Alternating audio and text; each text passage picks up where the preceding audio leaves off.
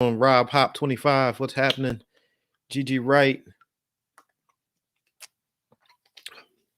What's happening, people? Leaders in love. What's going on, Terrell Lewis? Good evening, everybody. Welcome to day 2 of February 2nd. Truly Christina. What's happening? Good to see everybody. Good to see you. All right. So, I don't know how to, Angel. I don't know how to pronounce the first name. I don't want to mess it up. Jaylinga. What's going on, David? Hey.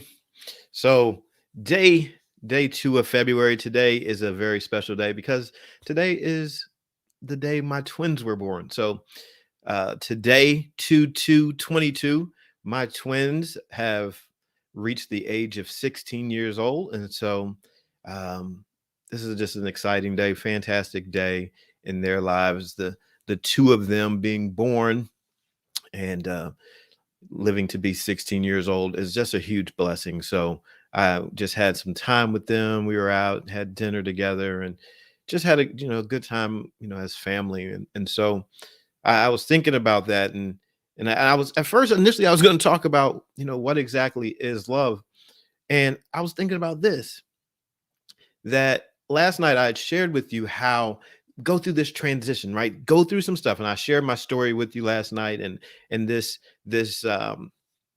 transition that happened for me and the mistakes that I made and needing to get my life on course and change things around, come out from underneath the shame and those experiences in my life. And I stumbled across a group of women that I was able to serve, and how they helped me change my life by giving me a place and a reason to serve when I did not want to, when I was very much brokenhearted. These women in the gym, they gave me purpose again. They actually started helping me out of what I call to be a cave.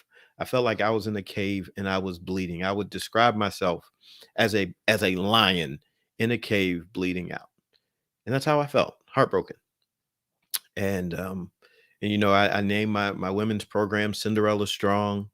And and there's this passage in the Bible where it says that God will give beauty for ashes. And I was sharing last night how a cinder is an ash, and Ella is the word for beauty. And right there in the name, Cinderella, and being strong, being able to do something. And so I would say that every woman has the power to transform her life. And yet I was telling these women and sharing with these women my story, but I was using Cinderella as the platform to do it. Because really, I was trying to hide my story. I didn't want to tell my story. I wasn't really trying to share my brokenness. I wasn't trying to bleed on the people that I was serving, but I did need to talk to somebody. I needed to share. And so I was sharing my life with them and helping them, and actually sharing with them out of a place of hurt and pain myself, but it was helping them transform their life.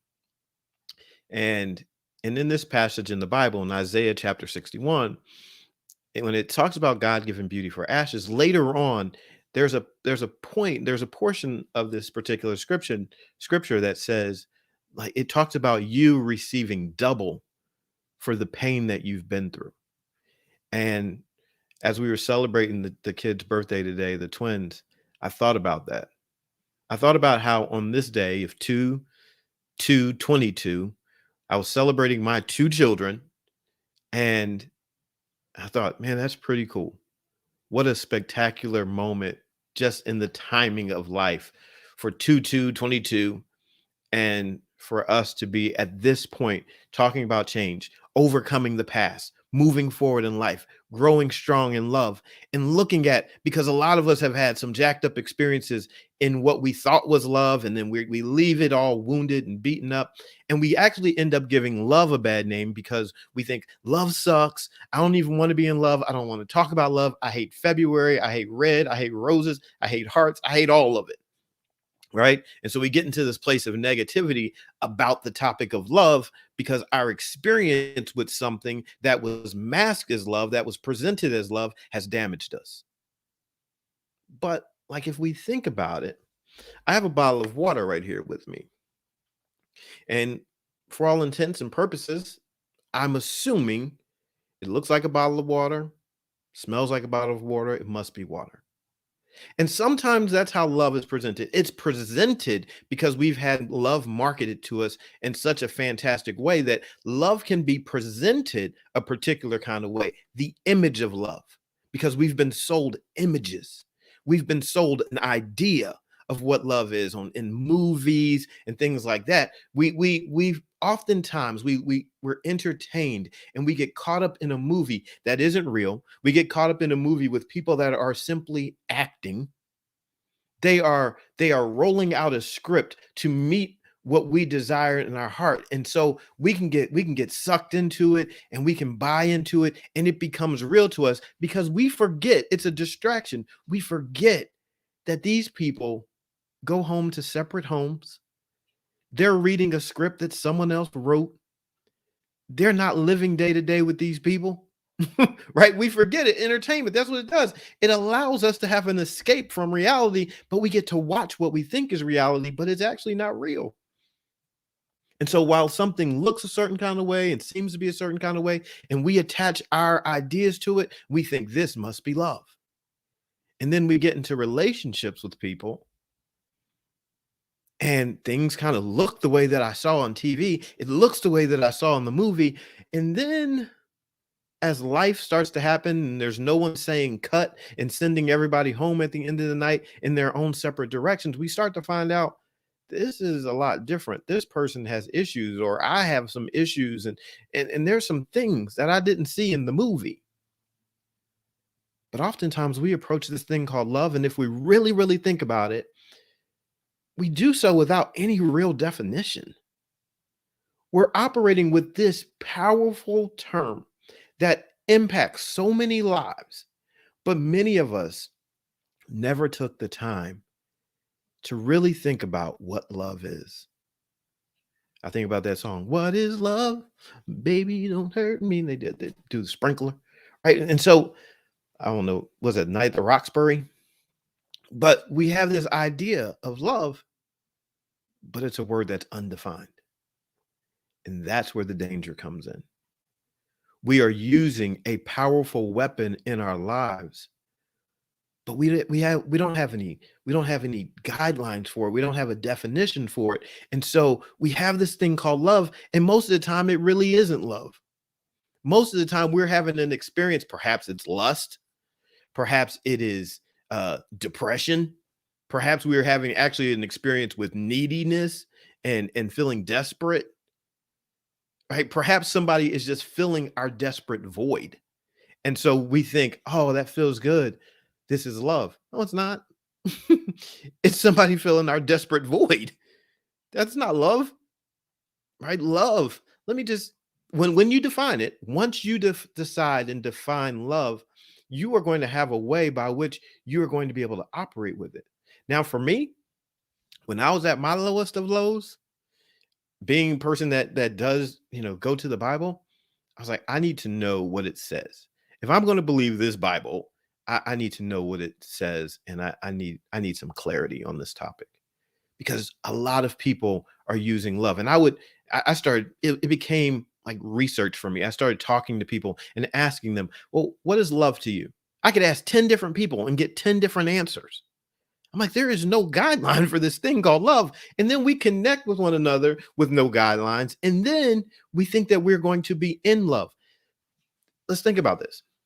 How can we ever be in love if we never have any boundaries and definition and structure for love? How can you be in a boat if you do not design a boat? If you cannot build a boat? If you have no blueprints for a boat? How can you be in a boat? But we'll be in love. But who built it? And let's just talk about this for a second. You're in love. Who built it? And what were the plans? And where did the plans come from? And who taught us how to build? Like let's really dig into it because people that are into craftsmanship and building things, they're normally an apprentice to somebody and they learn and they're taught skills and how to handle the tools. Many people don't know how to handle the tools of love. There's a popular book out that is one of my favorite books called The Five Love Languages. which are essentially tools in the toolbox of love. We have in the book it says that we have words of affirmation. That's a tool. Gift giving is a tool. Acts of service, that's a tool. Physical touch, that's a tool. Quality time, that's a tool. These are tools that can actually help us build love. But if we don't know about tools and what tools we have, if we don't have any blueprints or a plan, then guess what? How are we going to ever build it? No definition, no tools, no plan. What are we building? And so we look at it, and I for one, I thought, you have these feelings. When I was getting married, and as I grew up in my life, I had these thoughts, and it was mostly related to feelings, right? You have feelings because that's what love was. It was just all about feelings and how you feel. But guess what? Feelings are temporary in nature. Feelings change. That's what they're supposed to do. So we have feelings and we have logic. And we have to know that they both work for us, but we have to know how to use them. Truly Christina says it's one of her favorite books. But can our needs and love change from time to time? Absolutely they can change. Absolutely they change. You know why? Because we change. In different phases of life, we change. And this is why I believe, and this is the exciting part about relationships and why relationships have such a heavy requirement on them, in my opinion. Because a relationship says, where this is the definition of a relationship. Where am I in perspective to something else? Right? So my relationship is determined by my position in reference to something else. And so as we change, then our reference points in perspective to others changes, even to ourselves. There's a point in life where I wanted to be a ball player. I was all about, being in the gym, waking up early, training, running, doing plyometrics, lifting hefty weights. I was doing things in that time that aligned with where I was going. Now I'm in a different phase of life. I think differently. Right. And so we change. As we change, we change. We require something different. The way that I eat now is different from the way that I ate back then. When I was in college, I didn't eat to get full. We talked about eating to eating to be tired. We would eat until we got tired, not just full, tired. I mean, I would go to dinner, 2, 3 hamburgers, half a pizza, eating this, vegetables, potatoes, everything. And then I was going to the gym, crushing it in the gym, trying to build muscle. Why? Because I wanted to look cute in my pants because girls would come to our games. And I wanted to be a top-notch athlete. But I'm not gonna lie, I wanted to be cute in my pants. I wanted my baseball pants to fit tight because there are gonna be girls in the stands. Right? So different phases of life. Right? I wanted to be cute. Different phases of life. Different times we change. Sometimes we're okay hanging out with everybody. Other times in life, we just, you know what? I just need somebody that's going to be here for me, and that's what I need. But you know what the key is? The key to knowing what you need is knowing yourself. The key to knowing what you need is knowing yourself. Let's think about this. How often do you study yourself? How often do you actually take time and invest it into learning yourself? What are your needs? See, I think if we're going to build strong relationships with others, we must first build a strong relationship with ourselves. Meaning, I, my experience was I needed to pull away for a little bit from the crowd, from the noise, because I needed to find out about Brian. I needed to know this guy. Not this guy that was going along with what everybody expected of me, what other people told me to do. Because I told you yesterday, I had a huge failure trying to do trying to live up to the standards that others had, and trying to make sure that I didn't ruffle the anyone's feathers, and I wanted to always be in the right spot. I always wanted to be right. I always wanted to do the good thing. I always wanted to be that perfect example. So I never wanted to, I never wanted to agitate the situation, but it was no good. I had myself in the situation where I'm dying because I wanted to make it look good for everybody else. That wasn't really for me, because on the inside of me, I wanted something different. And so as we start to learn ourselves, then if you have romantic endeavors, if you have romantic aspirations, then guess what? You get to go in very clear about who you are. Someone talks about wanting to be in love with me. I'm like, oh, okay, you want to talk love? All right. Let me just give you a frame. Let me give you a frame of reference for where we're going to talk about it from, because this is where I'm going to pull it from. I'm going to pull it from 1 Corinthians chapter 13. I'm like, that's my definition. That's what I'm going to work off of. So my foundational definition for love is going to be: love is patient, love is kind, love does not envy, love does not boast, love is not proud, love does not dishonor, it is not self-seeking, it's not easily angered. And I'm going to go through these things. I'm like, listen, because it's a solid definition for me that I believe in. It's a solid definition that challenges me to be better, because I believe that love is going to, I believe love is strong. I believe love is demanding, and I believe love is commanding. And it will tell you, listen, here's what it is. Don't go about using my name and just lying on me. Love is like, no, I am patient. Love says, I am kind.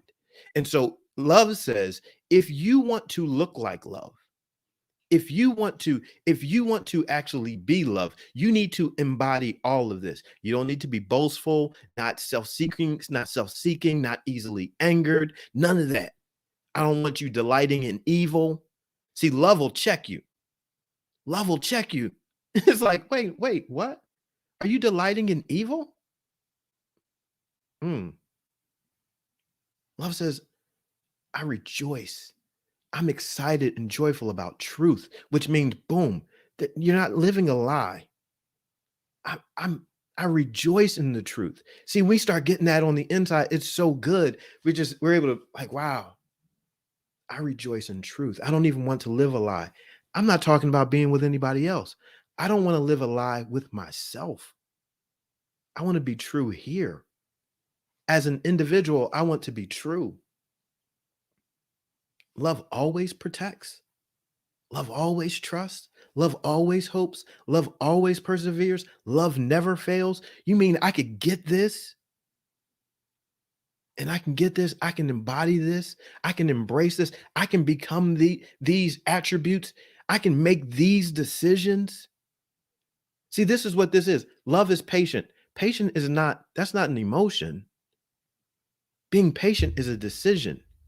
Now, here's the kicker. In that same Bible, when you ask for patience, do you know how it comes? The Bible says that patience comes from, like, tribulations. It comes from trials. It comes from tests. It comes from things rubbing up against you. Like, oh, I need more patience in my life. Oh no, you shouldn't ask for it, because that means you're going to get something that tries your patience. If you're going to be kind, you're going to be presented with situations where you don't want to be kind. Love will break you. Like, love keeps no records of wrongs. I'm going to be truthful. Whew, that one was hard for me. Because you know what that means? It means you got to keep going back to that place of forgiveness. And oftentimes when we think keep no record of wrongs, we think about somebody else, but we're not to anybody else just yet. How many of your own wrongs do you rehearse? How many of your own wrongs do you throw in your own face? How many of your own shortcomings? Yeah. And guess what? Nowhere in that definition did I say love is stupid. Nope. Love is not stupid and it's not weak. See, there's a difference. See, love is patient, love is kind. Love, when I went through that list, get down to love always protects. See, because I'm going to protect me, guess what I'm going to have in relationship to anybody else? Boundaries, standards. I'm going to have some non-negotiables. You're not going to treat me that way. I don't accept that. Here's my standard for how you are going to relate to me. You are not going to just handle me, because love always protects. And guess who I'm going to protect? I am going to protect me with my standards, with my boundaries. That's why we need that. That's why, see, love always protects. Don't trust me. Trust me when I tell you. Love always protects looks some kind of way. Like, you could bother me. That's one thing. You bother the people that I love, I'm coming for you, right? Like, no, you don't bother them. Like, no, that's not how that works. You got a better chance bothering me. Don't bother them. Don't bother the family. Don't bother people in my community. Don't bother people that I work with. Don't bother people that I'm helping grow. Don't bother my people. Don't bother my people. I'll fight you for them. I'm going to fight you for them because I love them. Like, and I'm going to fight you, right? And so that love always protects. Love always protects. Like, I thought you loved God. I love God, but we're going to rumble. Right? Like, we're going to rumble. I'm sorry. Not sorry, but we're going to rumble. And so when I started looking at this and really digging into this, now I was like, I don't need a whole lot of noise around this topic of love, because a lot of people talk about love, but the effort doesn't align. Now, again, this only works. You can only build love. You can only build, let's talk about it like this. You can only build the vessel of love if you have a blueprint, if you have a definition, if you have some standards. Because if I say, listen, let's be in love. Let's go romantic here. Let's go romantic. I approach somebody, I'm like, you know what?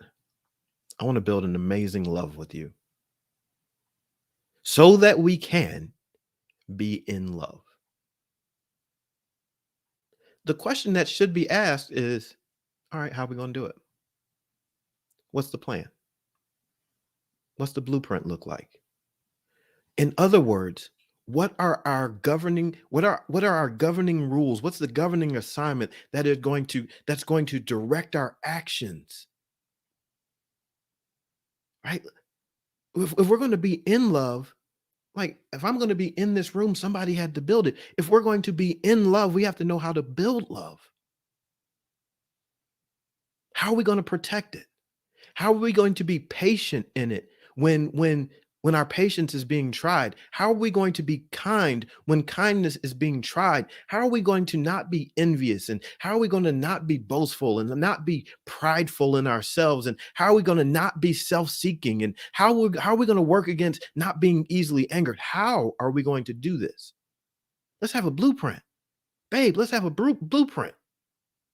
How are we going to always protect our boat? This is our vessel that's going to get us from one place to another place. How are we going to protect it? What do we need to do? Do we need to put cannons up on the side? I mean, what do we need to do? Because if we're going to be in this boat together, if we are going to be in love, we don't need anybody sinking our ship. Our relation. This is so funny. I never even thought about this till right now. Our relationship. That's kind of corny, right? Our relationship. That is my new thing. I never even said that before in my whole life. I never caught it that way, but that just made me happy, made me smile. But that's what it is. We're building a vessel, a relationship. What's the blueprint? What's the plan? What are we going to do? How are we going to build it? How are we going to keep hope alive? How are we going to continue to build trust? How do you, if love always protects, how do you protect? How are we going to protect our trust? How are we going to always persevere? How are we going to protect our perseverance?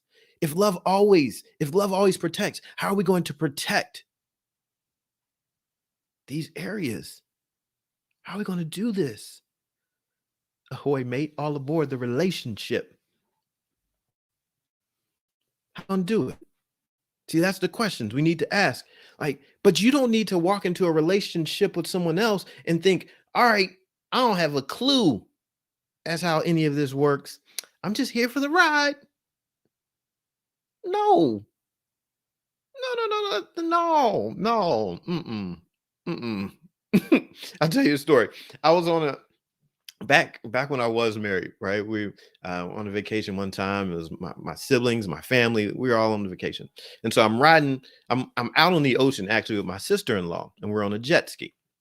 And so we're jet skiing, right? We're jet skiing all around, and we're out in the middle of like I don't know. We're in I think the Bahamas or something, and so we're jet skiing, and after a while, she's like, "Well, can I drive?" And I was like, all right, I'll drive. I'll let you drive." So we switch spots. She gets in the front, and I'm riding in the back. And soon as she gets up, we've been riding like zooming along. I'm handling it right. Soon as we switch spots, she gets up in the front. She hits the throttle. I fall off, and like I hit the water. Now in my mind, I'm thinking, first of all, I'm bleeding. Soon as I hit the water, I hear the Jaws music. I'm like, it's like dunna, dunna. We're out here in the ocean. I'm freaking out. All because she didn't know how to handle the power. She just jumps on it and hits the throttle. So I'm like freaking out. I'm swimming as hard as I can, and I'm not moving because I got on a life jacket. And I'm trying to get it off because I swear that Jaws is coming to get me at this point. And so I finally get to the jet ski, and I'm pulling myself up.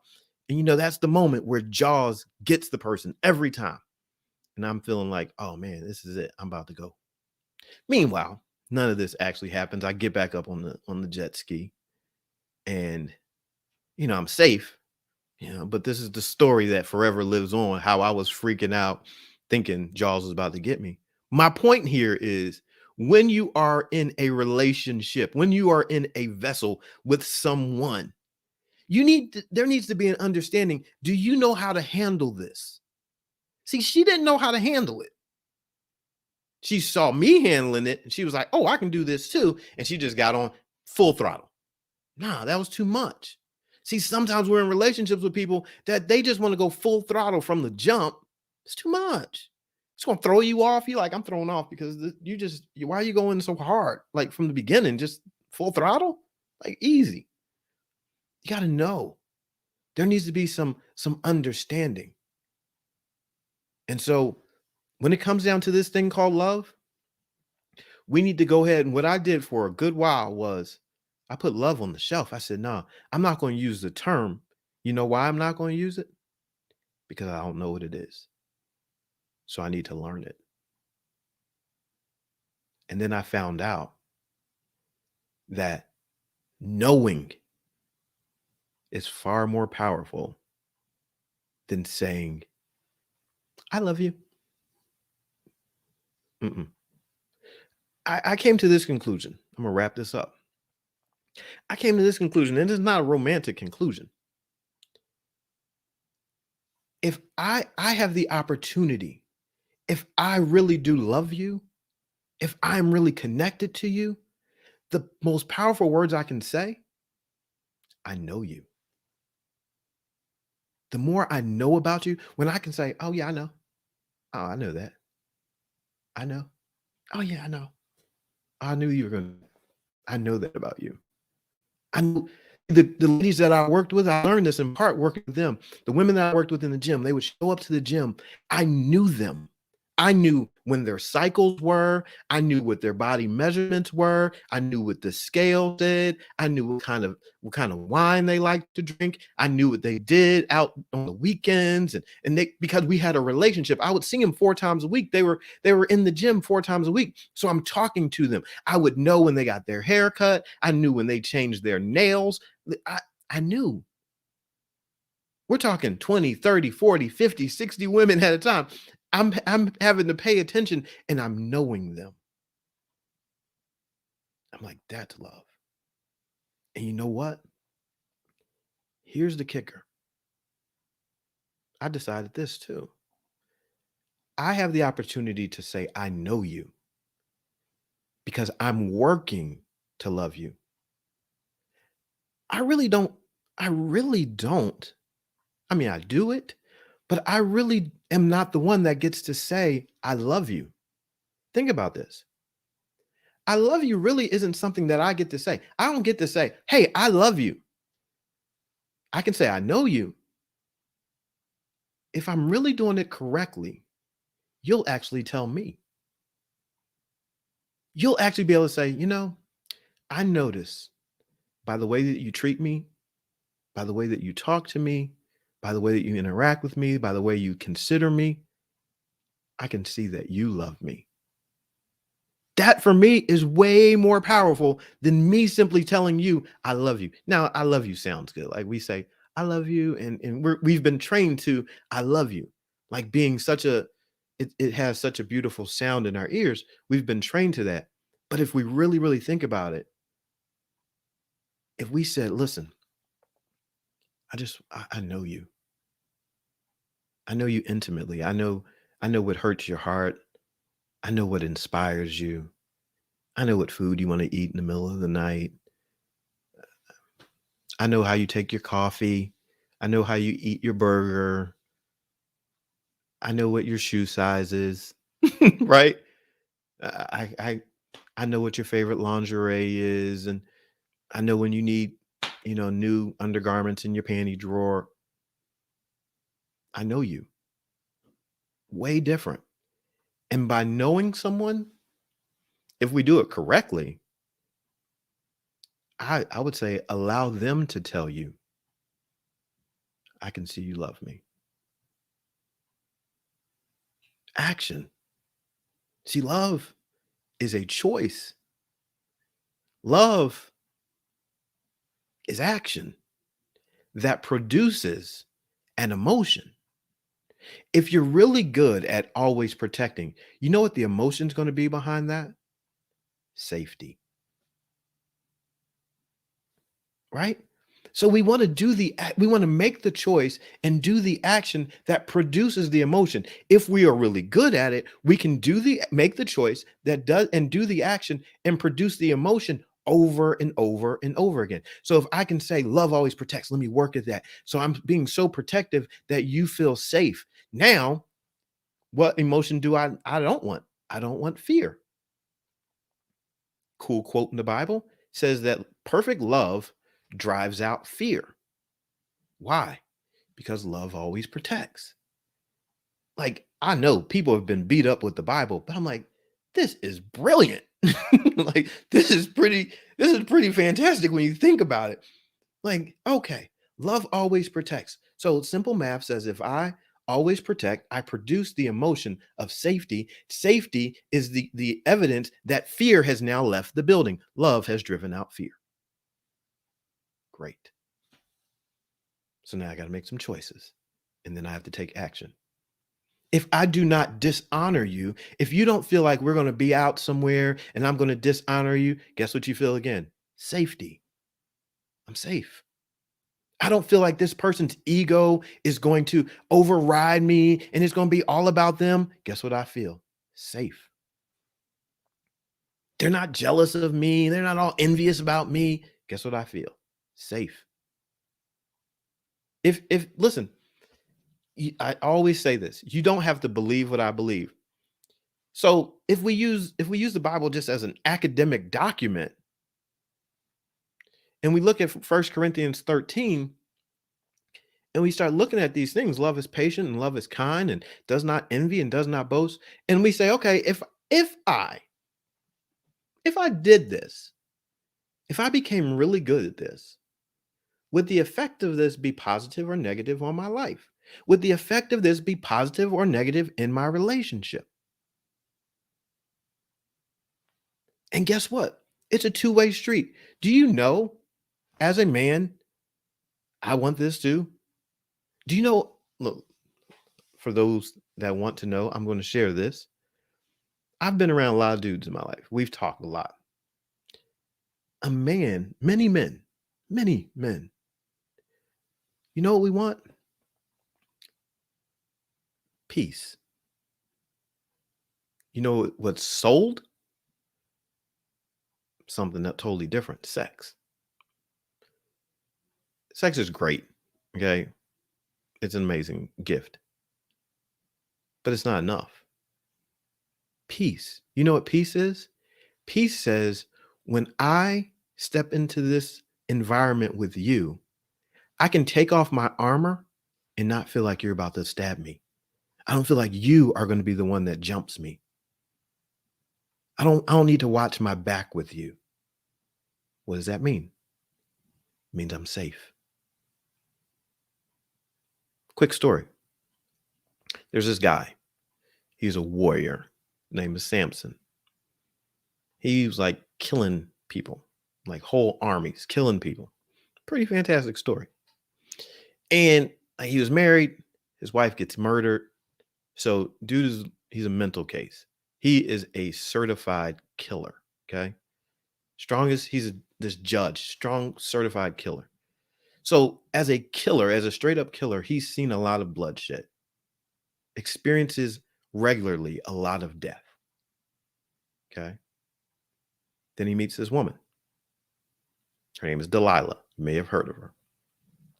This woman, Delilah, she had a presence about her that was such that this man, Samson, said that Samson loved Delilah. She wasn't just a fling. She wasn't just a jump off. He loved Delilah. So much, and in loving Delilah and in the environment that she created, Samson, this great warrior killer, this man that has seen tremendous death, was comfortable enough to lay his head on her lap. What was he? Safe. You know what she did? She sold him out. She sold him out to people that wanted to harm him. They wanted to figure out where his strength came from, and it came from his hair, which had never been cut by razors. And she begged him, Samson, tell me your secret. What's the secret to your power? At first, he wasn't telling her, but he ends up telling her, the secret to my hair. My hair has never been cut, but if it gets cut, I would lose my power. He tells her, why? Because he's safe. He was so safe with her that he was able to be 100% completely vulnerable. And what happens? She sells him out. She gets paid by people that want to harm him. She gives him up. They cut his hair. Loses his strength. Safety. Even the greatest warrior killer needed a place where he could lay his head. We all have it. All of us want a place of safety. That's why love is so important, because love creates safety, but love is also aggressive enough to build the wall. Love is also aggressive enough to manage our own mindset. Love goes so many different directions. It says, okay, I'm going to build the boat. I'm going to protect the boat. I'm going to care about the one that's in the boat with me. Love says, I'm handling all that. Love is going to make sure that I love myself so that I can love you. Love is deep. It is so great. It's such an amazing gift because love, I'm wrapping it up. I promise right now. Here's the thing about love. When love is present, it has no negative returns. This is how you can test it. Love is going to create not only a win-win situation, love is going to create a win, win, win, win, win. It just creates wins. Love says, oh, this situation is great. When you tell somebody, no, I'm not going to be in a relationship with you. No, I'm not going to date you. No, I'm not going to marry you. No, I'm not going to accept that job. No, I'm not going to accept that payment because I love myself enough to know that I've earned more than this and I'm worth more than that. So love says, check this out. Love says, By me having this standard, it helps me, but it also helps you to understand that there are standards.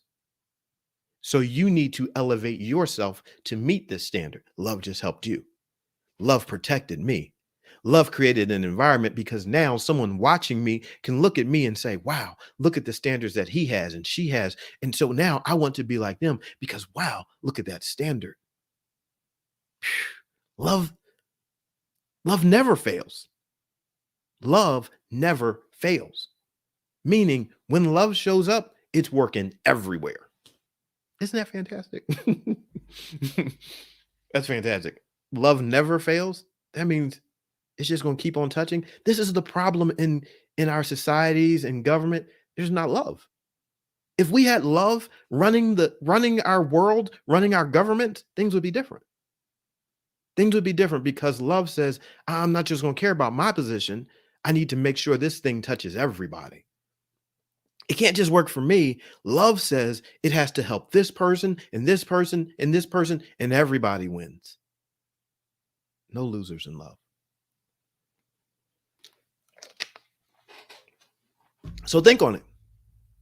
Might not be your jam. You might not be a First Corinthians 13 person. But since we've been hanging out, I'm just going to encourage you tonight. If you've never done it before, you can just go on your phone, Google it. It's free. Just Google First Corinthians 13. Now, when you do it, use what's called the NIV, New International Version. Okay. So use that and just look through it. First Corinthians 13. Just look through it. You don't have to claim any religion. Just look through it as a definition. Like, all right.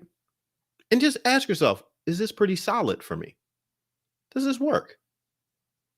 How would I be if I'm patient and kind and not envious and not boastful? What if I actually use this as a definition, as a working definition, just in case anyone asks me, in case I meet Brian and he asks me, hey, what's your definition of love? Because if I meet you, I'm going to ask you, what's your definition of love? I'm going to want to know.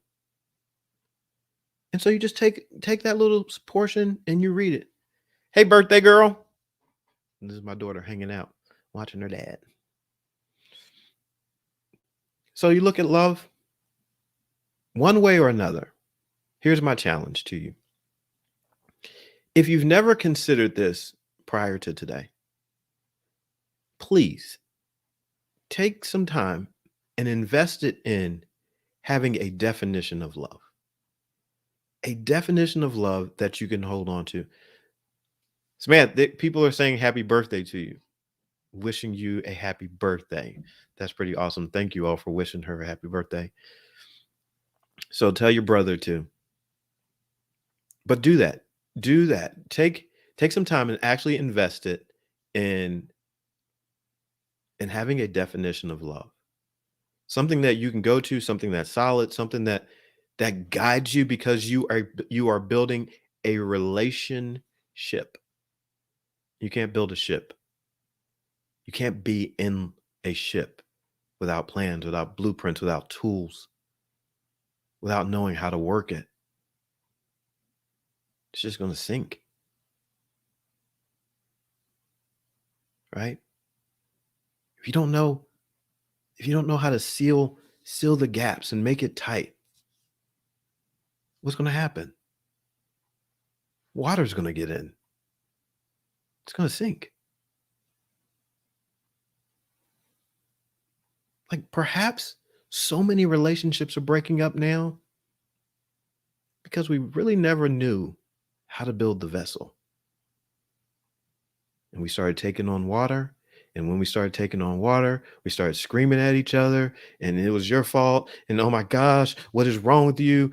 Can't you do anything about this? And you're so stupid. Like, and now I'm looking at you and you're looking at me and we're screaming at each other because we have this faulty vessel that's getting filled up with water. And you know what we're thinking now because we're afraid we're getting ready to drown. And so now we got to start passing blame. How come you didn't bring life jackets? Because you should have known we were going to drown. I should have known. I should have never been with you. All right. And then just,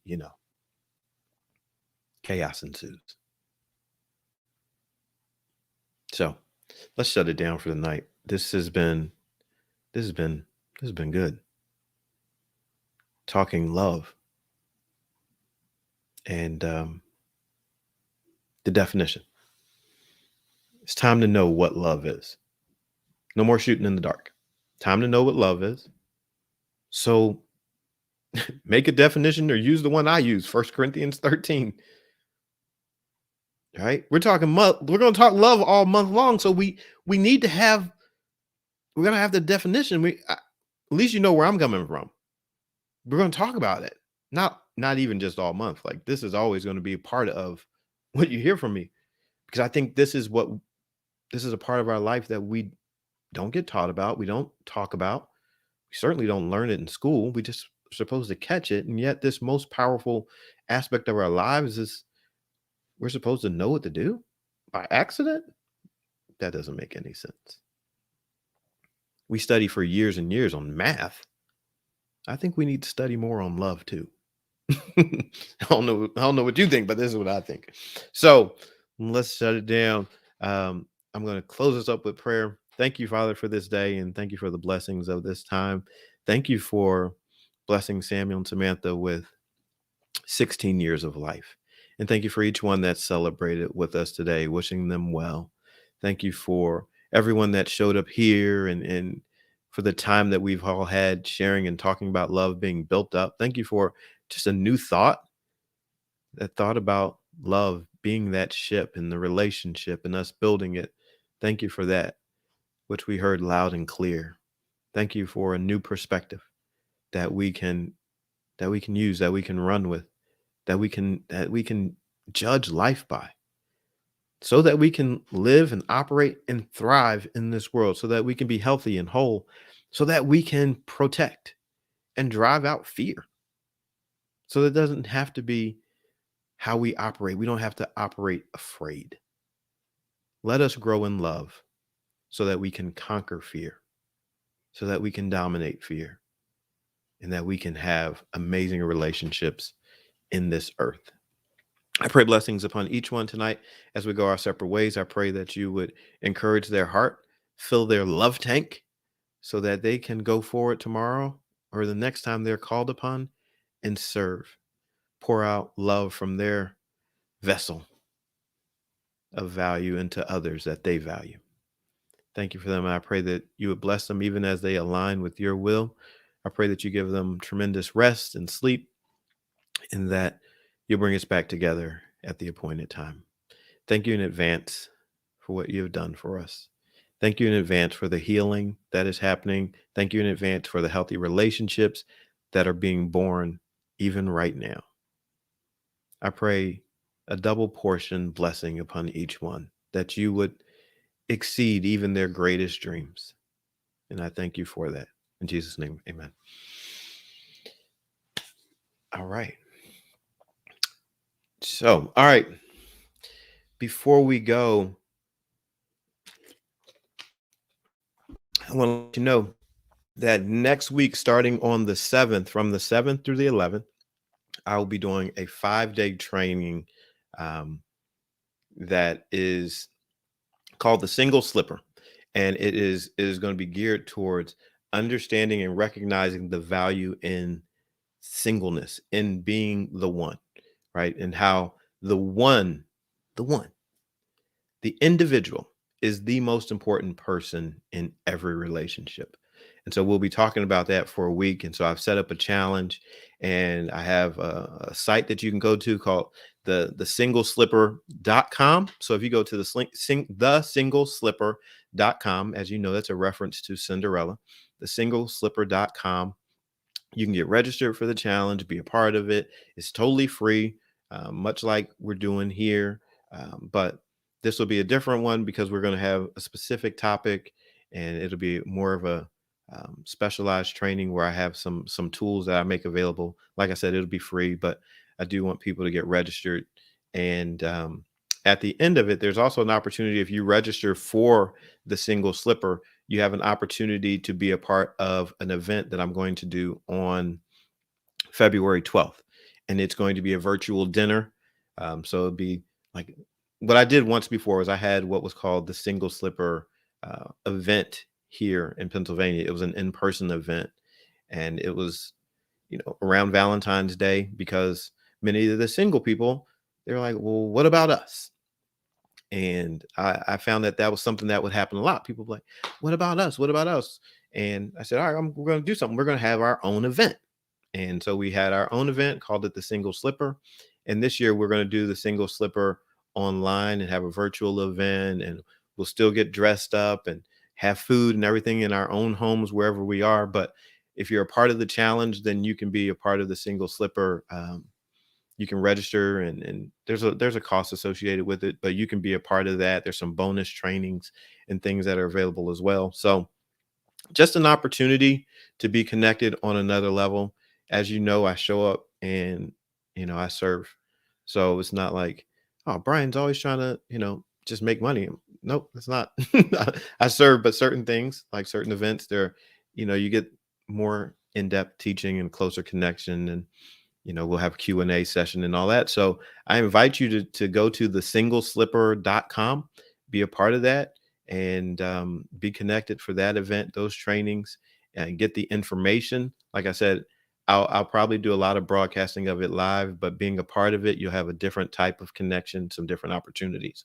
So get registered for that, be a part of the challenge, and we'll have a fantastic week next week from the 7th through the 11th. And then on the 12th, we'll have the Single Slipper Gala event and get dressed up and celebrate singleness.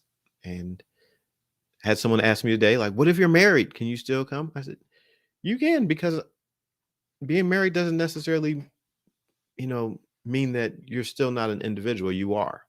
And even in a marriage, the individual is the most important person.